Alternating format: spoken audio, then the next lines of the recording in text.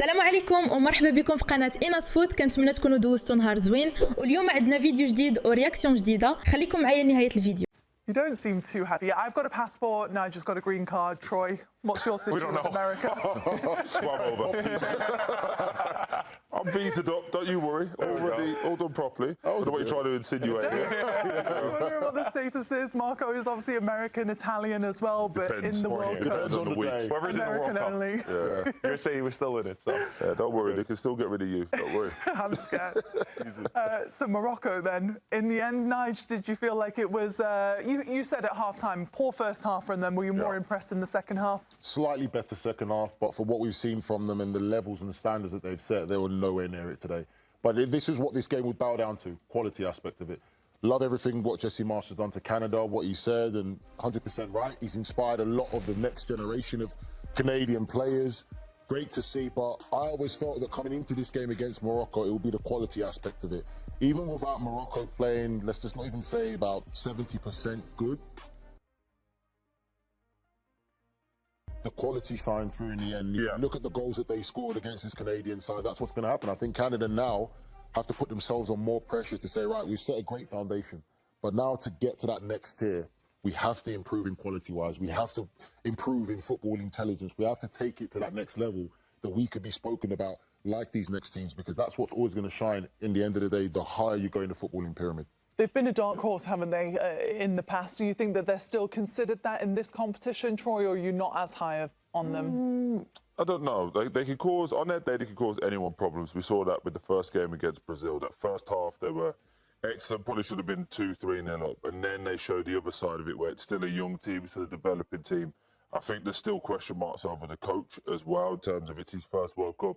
He's learning on the job. Sometimes you're going to come up against real top quality operators like Carlo Ancelotti, for example, with Brazil, who could just manipulate a game a little bit better. But they've done well. It's a team you wouldn't want to play. Unfortunately for them, they're coming up against a team next that no one wants to play, which is France. So you Paraguay. Okay, it's France.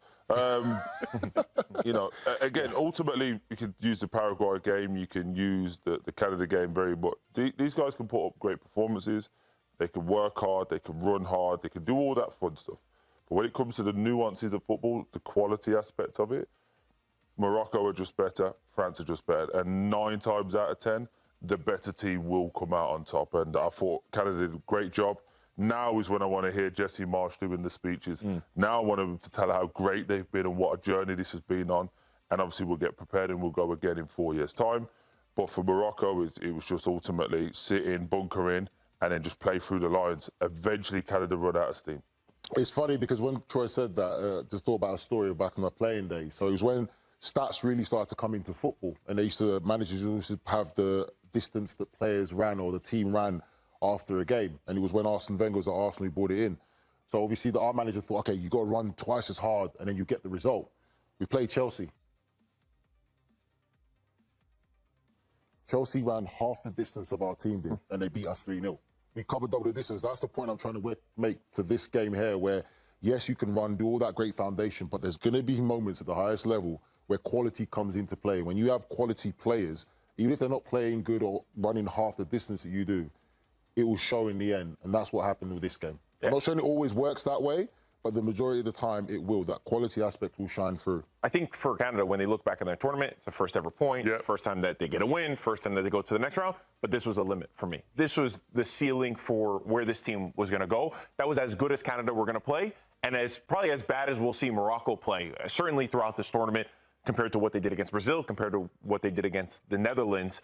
So yes, they have a good place that they're going. They're all bought in. Everything is behind Jesse Marsch. He renewed his contract right before. He's going to stay until the 2030 World Cup. But they need to improve technically. The technical quality, the way that they move the ball. You're in that first half, you play as well as you did, you still didn't have a goal to show for it. And for Morocco, I know we can see this as a negative, but it could also be spun as a positive, that you played bad, you still won 3-0. You found a way to break the press of Canada, especially on the second goal. We saw that. They only scored 6 goals last World Cup in 2022, and now how many goals they've scored now. They're trying to change their identity, trying to change their style, gaining more experience. Saibadi goes off in the 23rd minute, 24th minute. They still find a way to score the goals. They dealt with that pressure. So, yes, of course, you're going up against France, but I think this Morocco team is, you can't mess with them. They're gaining that experience, now going to the quarterfinals once again. So as bad as they were, I think they could take a lot of positives. Just on the Canada aspect of what you just touched on there, obviously Jesse Marsh's locked in. They've done all of these wonderful things in terms of, as we said, first win, first time we get through qualification, first time winning knockout. Yeah, they've done all these great things. Every time they've come up against, I'm going to say a decent team, they've struggled. Yeah. Bosnia got a draw against them, which Canada probably should have won. Bosnia can stay in games, but no, that's fine. Switzerland, they lost. Today, they lost. So while there is this element of, like, they're great and they've done well and well done, you've got this far, there's another element of it where Jesse Marsh needs to learn as a coach as well. And I know he's not going to take any advice from me, but hopefully somebody around him hears this. But you can't go into the same game and just be going, right, we're going to run, we're going to run, we're going to run. At a certain point, you have to go, okay, we've got to control the game, because they don't control games. Grella alluded to this from Grella's time of being with him as well. I don't know, what's that, 5, 10 years ago when they were together?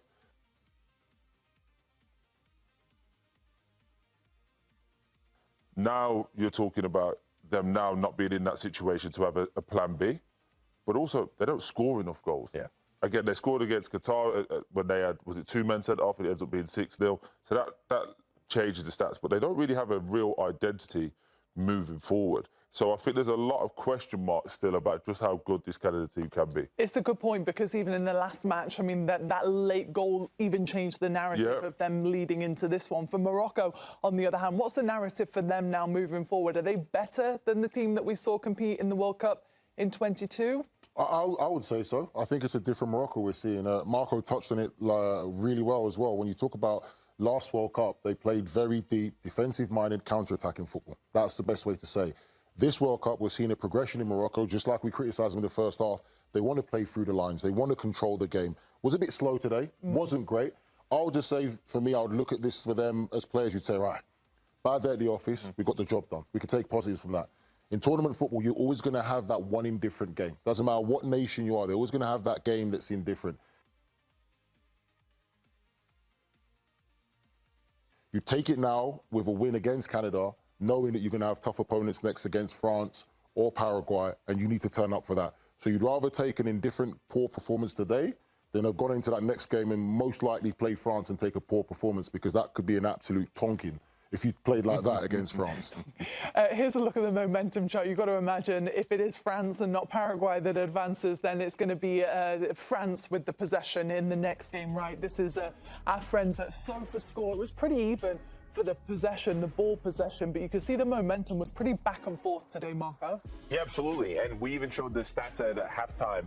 I believe Canada had 23% possession or 30% possession, and Morocco didn't do well, but they knew how to break. And I go back to that second goal. It's the counterattack that they had, where they understand that Canada wants to press them man-to-man. They're going to be high up on the pitch, and once you have those balls that can break the line, that's where you start getting the danger. And I think even Amrabat coming in into the midfield helped control the midfield a little bit more. They were breaking the lines. They were really smart. You have to be adaptable. You have to be able to adapt to your opponent and tactically get it correct. And I think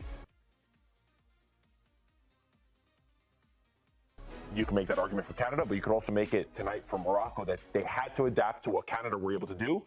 And even through a poor performance, you're still winning 3-0, and you manage the moments a lot better without a lot of key players who had to go off. I don't know what you think, Troy, but looking at those possessions lost, those numbers are absolutely ridiculous. You can't have that amount of possession turnover at this level. That was going to be the point I was going to get into. Look, dress it up for what it is, right? 151 turnovers. Do that against France. I dare you. You can't turn the ball over that much. And again, for as much as we're talking about Canada and what they need to do to improve, there's been so much talk about Bouadi, the midfielder. The manager keeps taking him out after 60 minutes. Now, whether he's saying you're young, Tunisia sub, but one thing I'm starting to see, for all the talent this kid clearly has, and he will grow on to be an unbelievable football player, there's little nuances of the game that you need to understand and recognise, okay, we keep turning the ball over a lot. For the next 2 or 3 minutes, I'm going to drop a little bit deeper, I'm going to play. Amrabat comes straight into the pitch understands the pitch geography and goes, well, if everyone's up against each other there, they're close enough to mark me. So I'm going to back off. He backed off 5-6 yards, got the ball, played one forward pass, broke the whole Canada press. Now Morocco are in on that back line. Just in 2 minutes of being on the field, he was just able to go, OK, I can assess where I am. And that comes with age. And I just wonder whether Morocco have that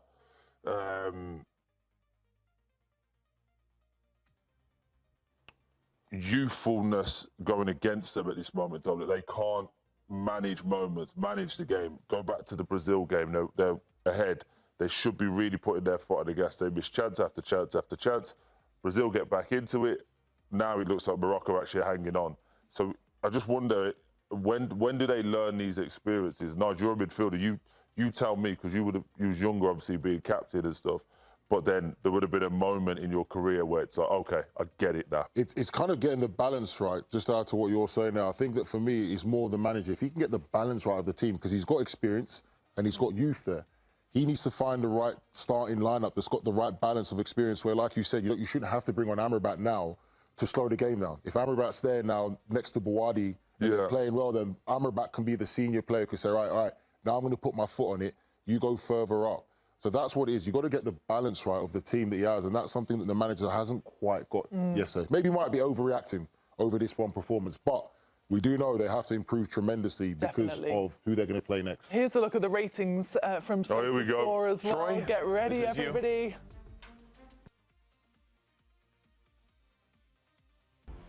Oh, man, what we doing?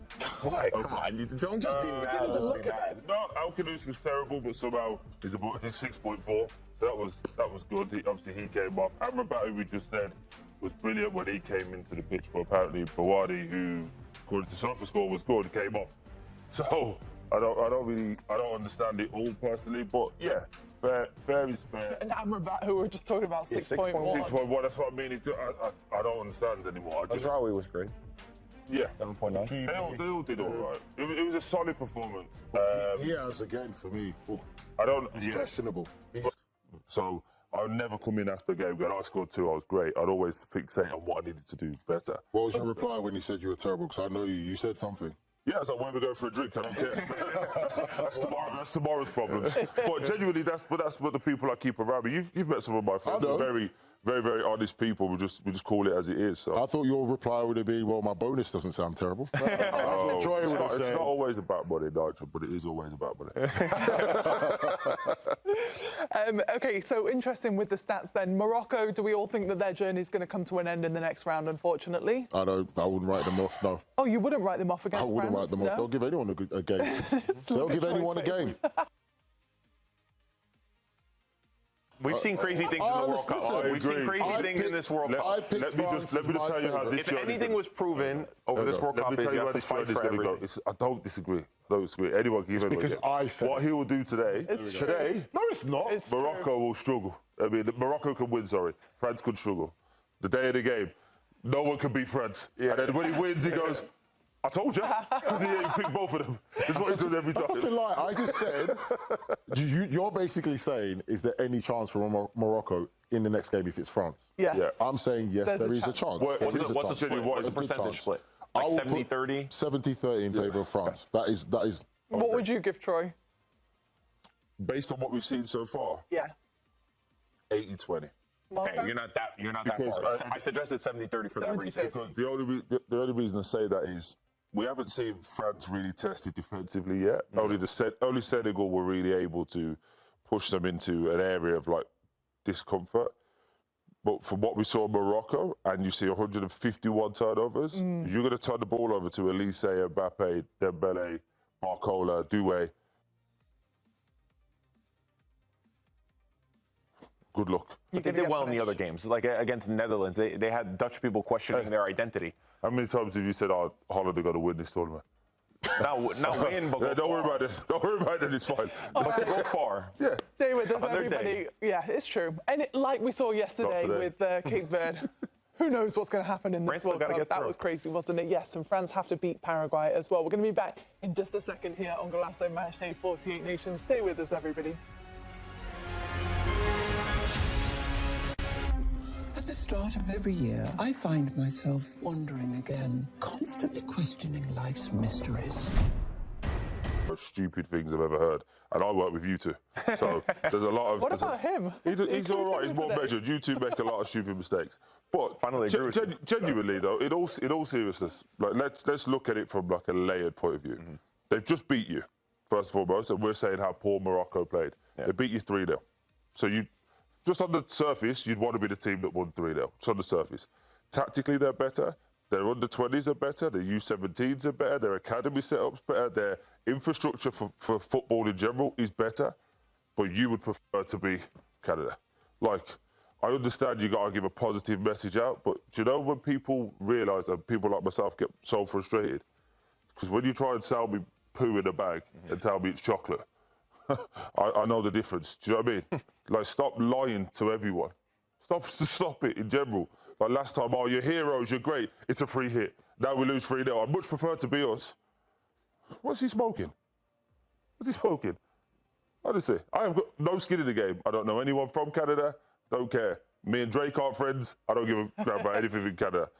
I just call it as I see it. And the things he's talking about, honestly, he's just nonsense, man. Do you think he maybe just gets a bit carried away in the moment? I think he does it in the mirror, you know. I figured it out. In his mirror before the game, right, he's brushing his teeth for that. He's like, if we win, I'm going to say this. And if we lose, I'm going to say this. See, I feel the opposite. I feel like it just comes to him because he's so invested and he's enjoyed the tournament so much. No. I think he gets carried away in the moment. I think he's very passionate. He's bought in. He wants to say something. He wants to say something for the fans.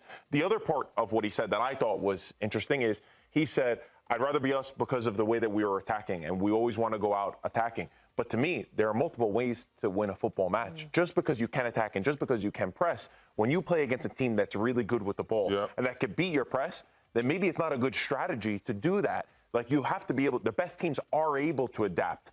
So I understand your points too, but to me, the other part of that is also tactically, that's why I didn't have Canada going as far as I can, because they said they're limited tactically. They beat South Africa. Who's that on? And yes, and they beat Qatar. When they played against bigger, and by the way, they finished second place on goal difference. That's how they finished second place. I said, when they have to play a better team, are they able to adapt? Are they able to do what Morocco did today, which is we don't have to have always a football to be dangerous? To me, that's very interesting how he said that. I also